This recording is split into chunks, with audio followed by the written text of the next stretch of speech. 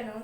आज हम EDD second का नेक्स्ट लेक्चर देखेंगे, जिसमें हम इंटरनल वायरिंग का नेक्स्ट पार्ट देखेंगे। इसमें क्या है कि आप सारी चीज़ें लगभग देख चुके हैं कि किस तरीके से हम इंटरनल वायरिंग में हमें क्या क्या करना होगा। अब मेन क्या है कि सर्किट को अरेंज करना है। सर्किट को अरेंज कैसे करेंगे? तो सबसे पहले हमें एनर्जी मीटर मिलेगा, क्योंकि जैसे घरों में वायरिंग होगी, हमने बताया कि जो एनर्जी मीटर होगा टोटल लोड के अकॉर्डिंग लगाया जाएगा। तो सबसे पहला पार्ट होगा एनर्जी मीटर, सेकेंड होगा main distribution board. Main distribution board के बाद आपका सब डिस्ट्रीब्यूशन आएगा, थर्ड पार्ट जो होगा। फोर्थ जो होगा सर्किट अरेंज होगा। उसका जो सर्किट डायग्राम है यानी फिगर के थ्रू जो है, ये आपका एनर्जी मीटर है। डिजिटल अब आता है आपका, यहाँ पे ऐसे नंबरिंग किया होगा, एक मंथ में आपने कितना यूनिट यूज किया है वो यहाँ पे बताएगा। तो सबसे पहले एनर्जी मीटर, एनर्जी मीटर के बाद मेन स्विच बोर्ड। यहाँ से ये सिंगल फेज की सप्लाई है यानी घरों का अरेंजमेंट है, तो यहाँ पे आपका सिंगल ये फ्यूज है यानी फेज, न्यूट्रल, और ये डिस्ट्रीब्यूशन बोर्ड है। डिस्ट्रीब्यूशन बोर्ड के बाद आपका सर्किट अरेंजमेंट है। अगर यही थ्री फेज का होता तो यहाँ पे हम दो ही वायर ना ले जाके चार वायर ले जाते, आर वाई बी और एक एन होता। सेम इसी तरीके से आर वाई बी और एन इधर सप्लाई के लिए होता। तो ये सर्किट अरेंजमेंट है कि क्या क्या चीजें हमें एक घर की सप्लाई देने के लिए लगानी होगी। तो सबसे पहले क्या होगा, energy meter, then main distribution board, sub main distribution board, उसके बाद सर्किट अरेंजमेंट। सर्किट हमने बता दिया था कि एक सर्किट में कम 10 पॉइंट से अधिक पॉइंट नहीं होना चाहिए, यानी मैक्सिमम आप 10 रख सकते हो, मिनिमम 2, 4, 6, 8 कुछ भी हो सकता है। और वाट यानी लोड जो होगा 800 वाट से ज्यादा नहीं होना चाहिए। ये आपका क्या है कि फैन और लाइट सर्किट के लिए। अगर पावर सर्किट की बात करेंगे तो 2 पॉइंट्स होने चाहिए,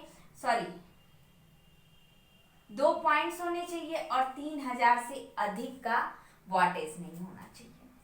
अब ये चीजें इंपॉर्टेंट हैं, क्योंकि जब आप कॉस्टिंग करोगे, कैलकुलेशन करोगे कि कितना हमें पैसे लगाना है या कितना बजट आएगा, तो उसमें इन चीजों की आवश्यकता होगी। पहला क्या है, राउंड ब्लॉक। राउंड ब्लॉक क्या होता है, गोल।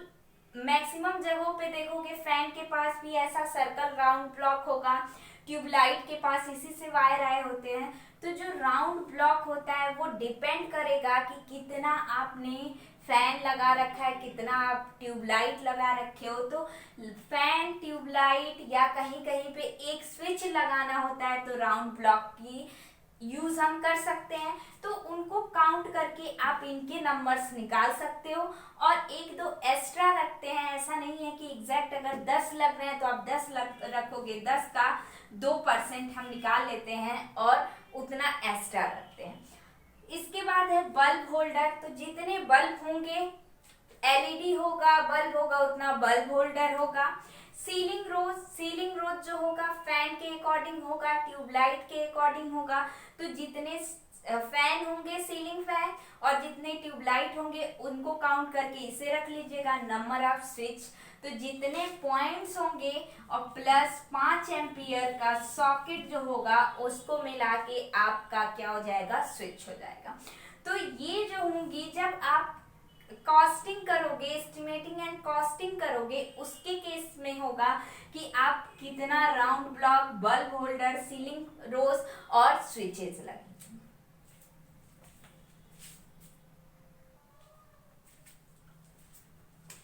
अगला एक एग्जाम्पल हम लेते हैं कि अगर किसी एक रूम की वायरिंग करनी हो तो उसको हम कैसे दिखाएंगे। तो ये एक रूम है, इसका जो डायमेंशन है वो 5x5x4 का है, यानी 5 की लंबाई है, 5 की चौड़ाई है। जो सीलिंग है यानी छत की ऊंचाई जो है वो 4 मीटर है।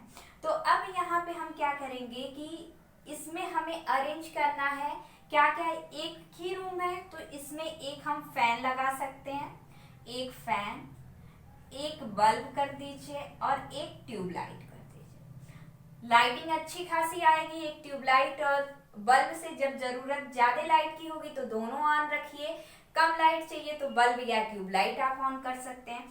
तो अब यहाँ ध्यान रखिएगा कि हम स्विच बोर्ड यहाँ लगा देते हैं, एक स्विच बोर्ड विथ सॉकेट, ये सिंबल होता है सॉकेट का, क्योंकि हमें सॉकेट भी इस रूम में चाहिए तो एक सॉकेट रख लेते हैं। अब हम दो चीजें लगा रहे हैं, एक ट्यूबलाइट तो मिड में यानी 5 है तो 2.5 पे आप क्या कर दीजिए, यहाँ पे एक ट्यूबलाइट लगा दीजिए या बल्ब यही कर दीजिए। और यहाँ पे ये भी चूंकि 5 का है तो 2.5 पे आप क्या कर दीजिए, एक बल्ब लगा दीजिए। और यहीं से इधर 2.5 2.5 हर जगह से मिड मिलेगा, यानी बीच में आप एक फैन लगा दीजिए। ये आपका अरेंजमेंट हो गया। और एक वायर, या तो इस तरीके से भी वायर आप दिखा सकते हो, अगर 2 सर्किट होता तो एक को प्रॉपर लाइन से और एक को डॉटेड लाइन से दिखा सकते हैं। ये आपका अरेंजमेंट। आप चाहो तो इस वॉल पे भी लगा सकते थे, लेकिन यहाँ पे विंडो थी, विंडो से ऑलरेडी इधर से लाइट आ रही है, इधर लाइट कम हो जाती। अगर सारी चीजें हम इस साइड कर देते, ट्यूबलाइट बल्ब, तो इधर लाइटिंग ज्यादा होती, इधर कम होती। तो पूरे रूम में प्रॉपर लाइटिंग के लिए हम इस वॉल पे आपका ट्यूबलाइट और बल्ब लगा दिए, मिड में आपका फैन हो गया। ये आपका इस एक तरह से योजना चित्र आप बोलते हो, या एक रूम में वायरिंग इस तरीके से आप दिखाओगे। अब अगर बोर्ड की वायरिंग दिखानी होगी तो सबसे पहले आप इस बोर्ड पे कितने स्विचेस होंगे, 1 2 3 और एक सॉकेट को लेके 4 स्विच होंगे। और साथ ही फैन के लिए एक रेगुलेटर होगा, तो 1 2 3 4 और एक यहाँ रेगुलेटर बना दीजिए। सॉकेट भी होगा, यहाँ पे आप सॉकेट बना दीजिए।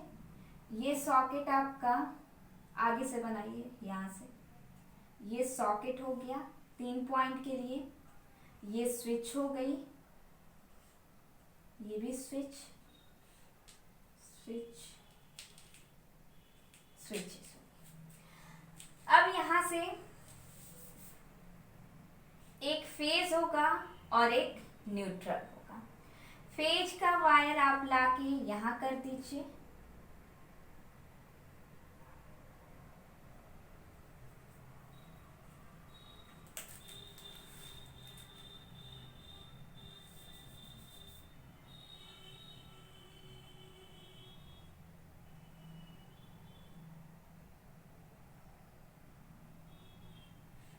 ये फेज न्यूट्रल, फेज का वायर यहाँ से। लूपिंग सिस्टम है तो लूप के थ्रू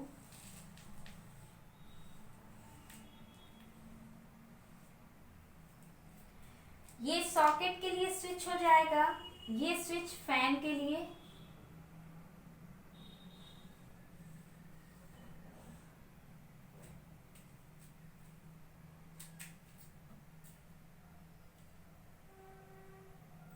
न्यूट्रल आप यहां से दे दो और यहीं से न्यूट्रल निकाल के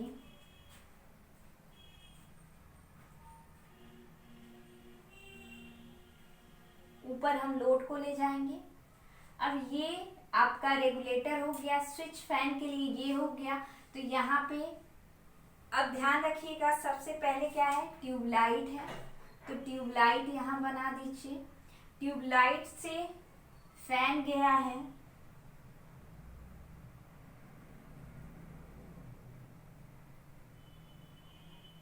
ट्यूबलाइट से ही आपका फैन है और इसी ट्यूबलाइट से होते हुए आपका बल्ब है यहाँ पे। तो एक कनेक्शन हम ट्यूबलाइट को देंगे यहाँ से, एक आपके बल्ब के लिए हो जाएगा और एक जो होगा आपका फैन का, यहाँ से रेगुलेटर के साथ, रेगुलेटर का एक कनेक्शन इससे और दूसरा फैन इंटरनली ये कनेक्ट होगा, तो यहाँ से सप्लाई आगे फ्लो होती रहेगी।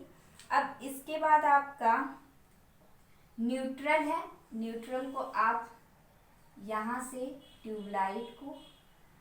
ट्यूबलाइट से फैन को न्यूट्रल गया, और फैन से या यहीं से आप चाहो तो लाइट के लिए भी निकाल सकते हो, ये बल्ब। इस तरीके से हम कनेक्शन अरेंज करते हैं। ये आपका मल्टी लाइन डायग्राम है। अगर सिंगल लाइन डायग्राम बनाना होगा तो आप सीधे एक स्विच बोर्ड ऐसे बनाएंगे। इस पे ऊपर की लाइन पे सबसे पहले आपका क्या है, ट्यूबलाइट। यहाँ पे ट्यूबलाइट दिखा दीजिए। ट्यूबलाइट से ही होते हुए ऊपर आपका फैन है, और ट्यूबलाइट के इस साइड आपका बल्ब है। अब यहाँ पे हमको काउंट करना होगा नंबर ऑफ वायर। तो ट्यूबलाइट तक जाने के लिए 3 वायर हैं, फिर फैन पे जो जा रहा है वो भी 3 है। 3 को 3 लाइन दिखाते हैं। अगर 4 होता तो कट करके 4 लिखते, और बल्ब के लिए 2 है। इस तरीके से आप दिखा सकते हैं।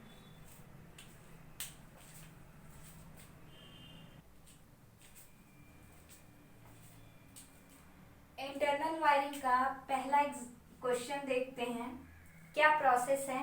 तो ये जो प्रोसेस अभी हम बताएंगे, ये सारे एग्जाम्पल में या सारे न्यूमेरिकल में यही प्रोसेस होगा। तो एक क्वेश्चन देगा, जैसे यहाँ पे क्वेश्चन है, एक कमरे का प्लान चित्र 1 में प्रदर्शित है, जिसकी छत की ऊंचाई 4 मीटर है, 220 volt 50 hertz single phase supply का बैटन तार स्थापना होना है, इसका कुल लागत ज्ञात कीजिए। यानी जो वायरिंग करनी है वो बैटन पे करनी है, कंड्यूट पे नहीं करनी है। तो अब आपको ये क्वेश्चन दे दिया, एक रूम का आपका डायग्राम दे दिया। इसमें ये क्रॉस जो आपको दिख रहा है, इस क्रॉस का मतलब है कि यहीं पे हमें डिस्ट्रीब्यूशन बोर्ड या मेन डिस्ट्रीब्यूशन बोर्ड हमें यहीं पे लगाना है। अगर ऐसा कुछ नहीं देता तो आप यहाँ पे भी लगा सकते थे, यहाँ भी लगा सकते थे, या इस साइड कहीं इधर दीवार पे कहीं भी पे आप फिक्स कर सकते थे। लेकिन आपको इंडिकेट कर दिया, इस तरीके का अगर सिंबल कहीं पे भी बना होगा डायग्राम में तो वो इंडिकेट करेगा कि यहीं पे आपको डिस्ट्रीब्यूशन सिस्टम लगाना है, या एनर्जी मीटर। सारे जो सिस्टम है, एनर्जी मीटर, मेन डिस्ट्रीब्यूशन, सब डिस्ट्रीब्यूशन, वो सब आपको यहीं लगाना है। यहाँ से आपको आगे की सप्लाई ले जानी है। अब इसे सॉल्व करने का, यहाँ तक तो आपका क्वेश्चन में देगा।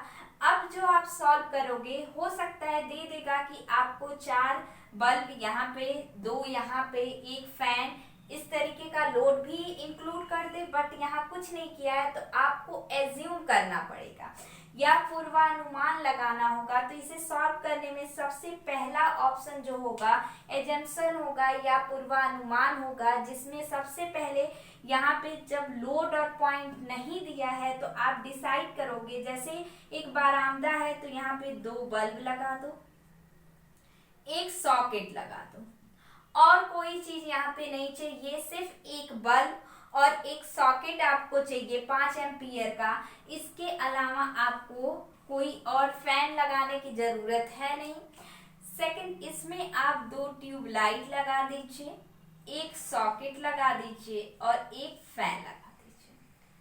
तो एजम्पशन में पहला पॉइंट तो हमको क्या करना है, पॉइंट्स को या लोड को हमें कैलकुलेट करना है, या लोड कितना है वो इंडिकेट करना है। दूसरा, आप दीवार की मोटाई कितना लेते हो, मोस्टली 0.3 हम लेते हैं, 3 mm या 0.3 मीटर। इसके बाद आपका फर्श से बल्ब कितनी ऊंचाई पे होना चाहिए, स्विच बोर्ड कितना ऊंचाई पे, जैसे स्विच बोर्ड की बात करें तो 1.25 पे होता है, डिस्ट्रीब्यूशन बोर्ड की बात करें तो 1.50 पे होता है। छत, जो आपकी छत की, जैसे आप मान लीजिए ये वॉल है तो इस पे जो आपका हॉरिजॉन्टल वायरिंग जो जाएगी वो कितने पे, तो 3.5 पे फर्श से इतनी ऊंचाई पे जाती है। तो इस तरीके का एजम्पशन आपको पहले पॉइंट में मानना होगा। दूसरे में विद्युत भार व बिंदु यानी लोड और पॉइंट्स, इसके लिए आप एक टेबल बनाओगे, पहले भी बता चुके थे। यहाँ पे आप सीरियल नंबर, यहाँ पे आप लिखोगे लोड या पॉइंट्स, कौन कौन से हैं, जैसे आप बल्ब है, यहाँ पे क्वांटिटी होगी कितना है, और सॉरी यहाँ पे आपका पावर होगा पर वाट, पर वाट पावर। जैसे बल्ब है, पहला बल्ब हमने लिया कितना, 40 वाट का, कितना बल्ब है, 2 है, तो यहाँ पे 2 बल्ब 40 वाट की क्वांटिटी, और यहाँ पे पावर टोटल वाट में, इन वाट, तो ये हो जाएगा 80। दूसरा हमने ट्यूबलाइट कितना लिया, ट्यूबलाइट भी 2 है, ये भी 40 वाट का, 80। तीसरा है फैन, फैन कितना है, 1 है, तो 1 फैन 60 वाट का, 60। इसके बाद आपका है चौथा जो है सॉकेट, 5 एम्पियर का सॉकेट है, ये कितना 100 का होगा, और ये हो जाएगा 2, एक बरामदे में और एक आपका रूम में। टोटल पॉइंट्स कितने हुए, 4, 6, 1, 7, योग या टोटल 7 पॉइंट्स हो गए, और कितना ये हो जाएगा 200, ये 0,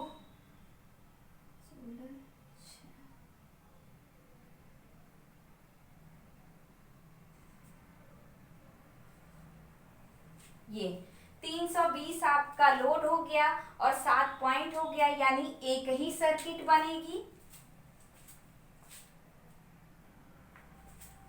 ये 3 नहीं 4 होगा, 420, यानी नंबर ऑफ सर्किट जो होगी वो आपकी 1 होगी।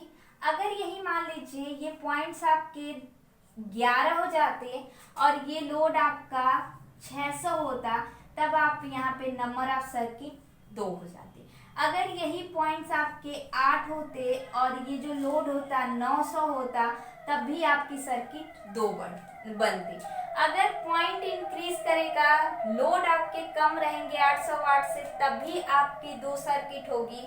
अगर आपका पॉइंट्स कम है 10 पॉइंट से और लोड आपका ज्यादा है, तब भी आप 2 सर्किट बनाओ। तो ये हो गया, आपने लोड निकाल लिया। अब यहीं आप करंट कैलकुलेट करोगे, तो करंट कैसे कैलकुलेट करोगे, P is equal to VI, I is equal to P divide by V। Total power कितना है, यही तो है लोड आपका, तो ये हो जाएगा 420 डिवाइड बाई 220। यहाँ पे दे दिया है सप्लाई 220, आप करंट निकालोगे तो आ जाएगा I is equal to 1.91 ampere. अब आपका यहीं से आपकी परिपथ कितना होगा, यानी सर्किट 1 होगी, करंट आपको मिल गया इतना, वोल्टेज आपको पता है। अब आप यहाँ से देख लोगे, लिस्ट आपकी बुक में दिया होगा कि इतने एम्पियर के लिए कौन सा कंडक्टर हम यूज करेंगे, तो उस टेबल से जाके आप कंडक्टर चूज कर लोगे कि कौन सा कंडक्टर हमें यूज करना है। इसके अलावा आप इतने एम्पियर के लिए कौन सा एनर्जी मीटर यूज करोगे, कितना कैपेसिटी का एनर्जी मीटर चाहिए, कितने का आपको डिस्ट्रीब्यूशन बोर्ड, सब डिस्ट्रीब्यूशन बोर्ड चाहिए, वो चीजें आप यहाँ लिखोगे। अगला है विद्युत वितरण का योजना चित्र। ये क्या है कि इस अब डायग्राम में जो है, जो आपका यहाँ पे है, यहीं पे हमको अरेंजमेंट जो करना होगा, ध्यान दीजिएगा कि योजना चित्र जो होगा, यानी इसमें जो हम अरेंजमेंट करेंगे वो आप अपने अकॉर्डिंग कर सकते हो। जैसे बुक में क्या किया है कि यहाँ पे तो क्रॉस है, तो डिस्ट्रीब्यूशन बोर्ड हम यहीं लगाएंगे। ये हमें पहले ही बता दिया कि डिस्ट्रीब्यूशन बोर्ड यहीं लगाना है, तो हम इधर उधर नहीं लगाएंगे। जब डिस्ट्रीब्यूशन बोर्ड यहाँ है तो स्विच बोर्ड इधर ना लगा के यहीं से एक वायर आएगा और एक स्विच बोर्ड आप यहाँ पे लगा दो। मिड में कितने का है लंबाई, 4 है, तो 2 इधर छोड़ के 2 इधर, आप थोड़ा और ऊपर ले जाइए। ये आपका मिड में हो गया, 4 है, 4 ये भी। तो यहाँ पे एक स्विच बोर्ड 1, यहाँ पे हमने क्या क्या माना था, 2 बल्ब चाहिए और एक सॉकेट। तो सॉकेट का सिंबल विथ स्विच ये हो जाएगा। और बल्ब हमें लगाना है तो बल्ब आप 2 लगा दीजिए, एक आप यहीं पे मिड में लगा दीजिए और एक यहाँ से ले जाकर यहाँ पे लगा दीजिए। 2 बल्ब हो गए। इसके बाद सेकंड में या ट्यूबलाइट लगाना चाहते हैं तो ट्यूबलाइट भी लगा सकते हो। अब यहीं से वॉल से लाते हुए इस दीवार से होते हुए इस रूम में आइए और इस रूम में एक आप स्विच बोर्ड लगा दीजिए, स्विच बोर्ड 2। स्विच बोर्ड 2 हो गया। अब इसको नाम L1 कर सकते हैं, लाइट 1, लाइट 2 और ये सॉकेट 1। अब इसके बाद यहाँ पे हमको क्या क्या चीजें चाहिए, 2 ट्यूबलाइट चाहिए, एक सॉकेट और एक फैन। तो सॉकेट विथ स्विच यहाँ पे बना दीजिए और फैन जो होगा मिड में लगा दीजिए और एक ट्यूबलाइट जो होगी वो एक ट्यूबलाइट यहाँ से यहाँ भी लगा सकते हैं लेकिन डोर के पास हो जाएगा और यहाँ पे मिड ये ट्यूबलाइट। आप अरेंजमेंट इधर से भी कर सकते हो, इधर से भी।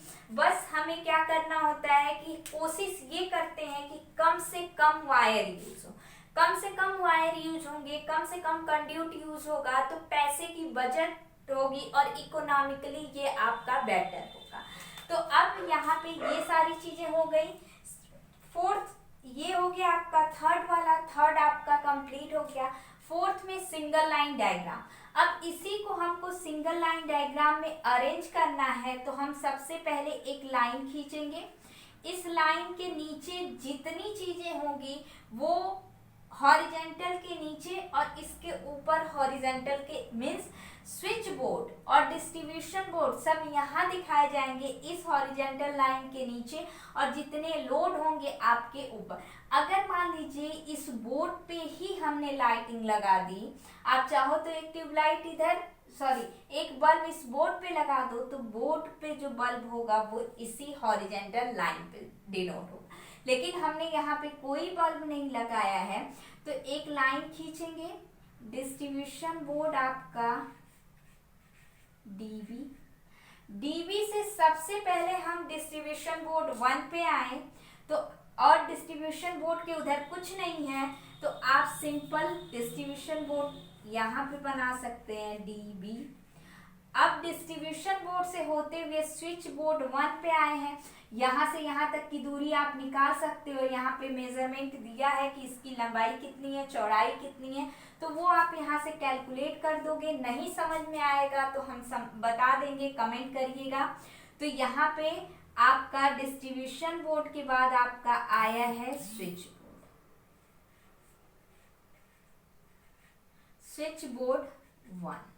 स्विच बोर्ड 1 से आपके कितनी चीजें गई हैं, एक तो लाइट गया है, एक स्विच बोर्ड 1 से बल्ब और इससे होते हुए एक और बल्ब। अब इसके बाद आपका सीधे भी दिखा सकते हैं, इसको इसी में इंक्लूड कर लीजिएगा। चाहे तो आप ऐसे टर्न करके दिखा सकते हो, नहीं तो एक सीधी लाइन में आप यहाँ पे बल्ब दिखाइए और ये जो डिस्टेंस होगी इसी में ऐड कर दीजिएगा। इसके बाद स्विच बोर्ड 1 से आपका 2 जो होगा, चूंकि हम अगर दीवार की मोटाई 0.3 मानेंगे तो स्विच बोर्ड 2 को यहाँ पे बना के ये जो डिस्टेंस होगी 0.3 आप दिखा देंगे। अब यहाँ से स्विच बोर्ड 2 से एक तो आपका फैन है, यहाँ पे फैन से इस साइड में आपका एक ट्यूबलाइट है और इसी रो में आगे आपका एक और ट्यूबलाइट है। ठीक है। अब ये तो हो गया सिंगल लाइन डायग्राम। अब हमें कैलकुलेट करना होगा नंबर ऑफ वायर। तो नंबर ऑफ वायर के लिए इस सर्किट में हम देखेंगे 1 2 3 वायर, मीन्स मोस्टली 2 पॉइंट है तो 2 वायर जाएंगे। तो सबसे पहले तो यहाँ से जो वायर जाएगा सिर्फ 2 ही, एक फेज और एक न्यूट्रल। तो डिस्ट्रीब्यूशन बोर्ड से सिर्फ 2 वायर, एक फेज और एक न्यूट्रल। ये फेज और न्यूट्रल कहाँ पे आएगा? स्विच बोर्ड में। स्विच बोर्ड से यानी यहाँ पे 2 वायर तो आए आपके फेज और न्यूट्रल। अब यहाँ से जाएंगे कितने? एक तो आपके इस लाइट के लिए और एक इस लाइट के लिए, 2, और एक इस स्विच बोर्ड के लिए, यानी 3। 2 आए हैं और 3 बाहर की तरफ जा रहे हैं, तो टोटल कितने हो गए? 5 हो गए। तो यहाँ पे एक कट करके 5 लिख देंगे। अब 5 से यहाँ पे क्या होगा कि इस बोर्ड पे आपके 2 जाएंगे, एक तो फेज जाएगा, एक न्यूट्रल जाएगा, और न्यूट्रल वापस भी आएगा, यानी एक फेज और एक न्यूट्रल गया। चूंकि सॉकेट था तो यहाँ पे न्यूट्रल आया है, तो अब ऊपर आपका फेज और न्यूट्रल जाएगा और एक न्यूट्रल वापस भी आएगा इस आपके इस लोड के लिए। तो फेज और न्यूट्रल ऊपर गए और एक वापस आया, तो यहाँ कितने हो जाएंगे? 3। और यहाँ पे फेज और न्यूट्रल 2। अब इस वायर से, चूंकि इस स्विच बोर्ड से दीवार से होते हुए आया है एक इस स्विच बोर्ड के लिए, तो स्विच एक नहीं 2 आएंगे आपके। तो यहाँ से इस स्विच बोर्ड से यहाँ के लिए 2 वायर। अब इस स्विच बोर्ड में कितने? 2 वायर तो आ गए, वो 2 वायर, और आपका क्या होगा? इसका 1 2 3 लोड है, तो इनके लिए 3 लोड के लिए 3 आपका फेज और एक न्यूट्रल। तो 2 आपके आ रहे हैं, 3 फेज और एक न्यूट्रल, तो टोटल 2 और 4, 3 फेज एक न्यूट्रल 4 हुए, और 2 पहले से, तो टोटल यहाँ पे 6 वायर हुए। अब इस फैन के लिए वही सिस्टम, इस फैन के लिए एक फेज और न्यूट्रल जाएगा और एक न्यूट्रल वापस, तो 3 यहाँ पे हो गए, 3 इसके लिए। और यहीं से चूंकि यहाँ से फैन से न्यूट्रल वापस आ रहा है, और ये जो है 2 फेज इस लाइट के लिए और इस लाइट के लिए, इस जो ट्यूबलाइट है इससे होके जाएगा, तो 2 फेज एक न्यूट्रल, 3 यहाँ पे और यहाँ। तो इस तरीके से हम किसे दिखाएंगे? Number of conductor. तो ये आपका सिंगल लाइन कंप्लीट हो गया। अब चालक व बैटन की लंबाई। चालक और बैटन की लंबाई निकालने के लिए हम एक टेबल बनाएंगे।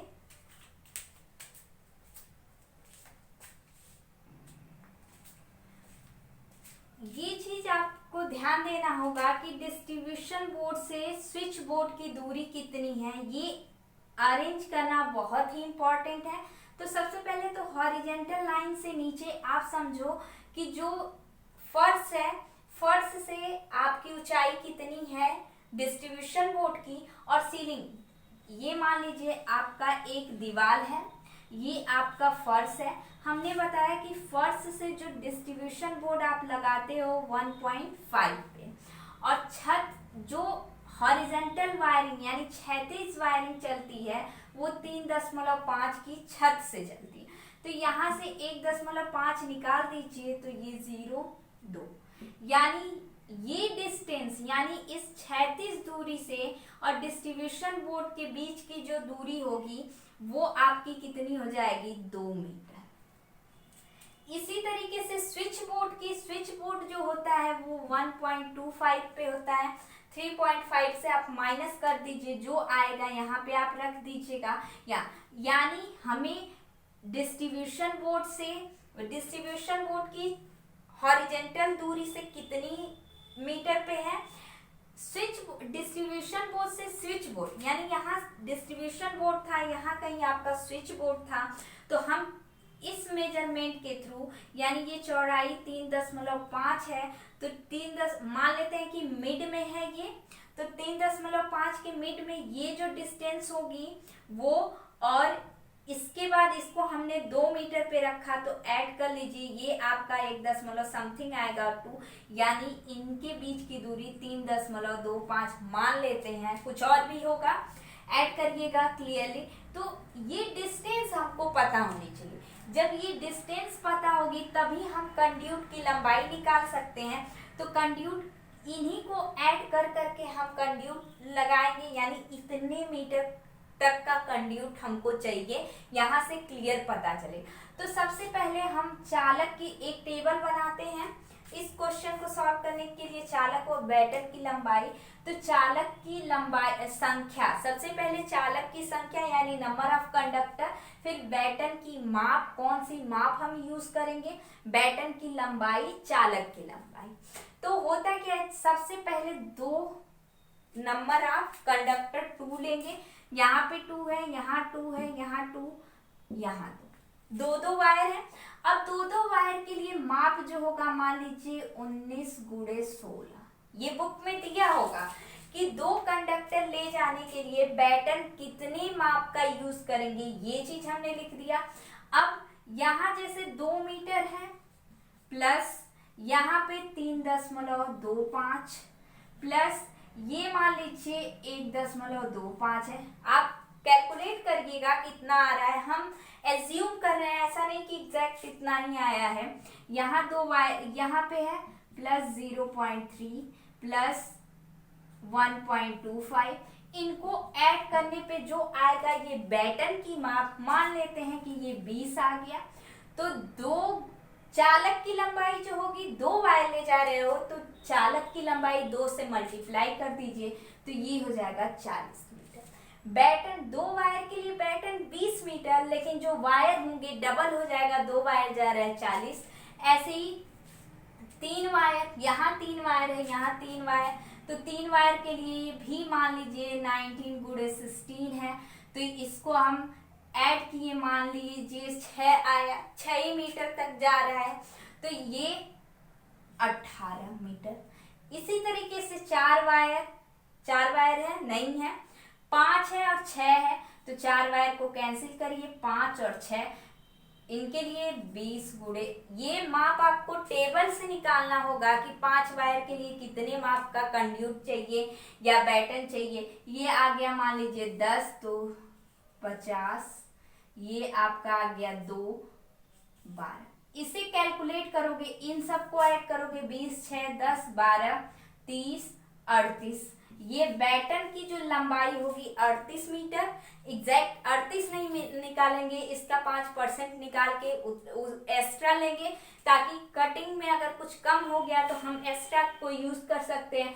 इसे ऐड करोगे, जो आएगा वायर भी टोटल जितना आएगा उतना नहीं, उसका 5% हम एक्स्ट्रा लेंगे। तो ये आपको चालक और बैटन की लंबाई है।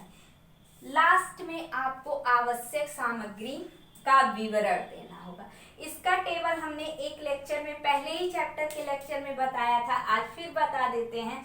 बस आपको टेबल बनाना है, जितनी चीजें यहाँ पे यूज हुई।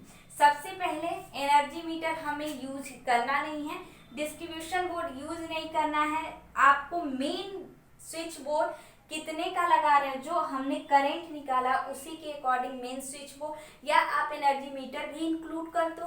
तो सबसे पहला जो होगा एनर्जी मीटर कितने डीपीआईसी का है, कितना करंट ले रहा है, उसके अकॉर्डिंग मेन बोर्ड, फिर डिस्ट्रीब्यूशन बोर्ड, फिर स्विच बोर्ड 2 है तो 2 आप इंक्लूड करोगे। तो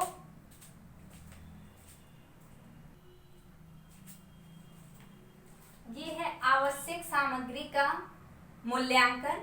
तो इसमें हम सबसे पहले क्रम संख्या, सामग्री कौन कौन सा हमने यूज किया, मात्रा, दर, एक सामग्री कोई चीज है, इक्विपमेंट मान लीजिए आपने मेन डिस्ट्रीब्यूशन बोर्ड ही लिया, तो एक डिस्ट्रीब्यूशन बोर्ड का पूरा सेट कितने का आ रहा है, वो दर, उसका मूल्य मान लीजिए 2 ले रहे हो तो जितना यहाँ पे 150 होगा तो 2 से मल्टीप्लाई करके यहाँ लिख दीजिएगा।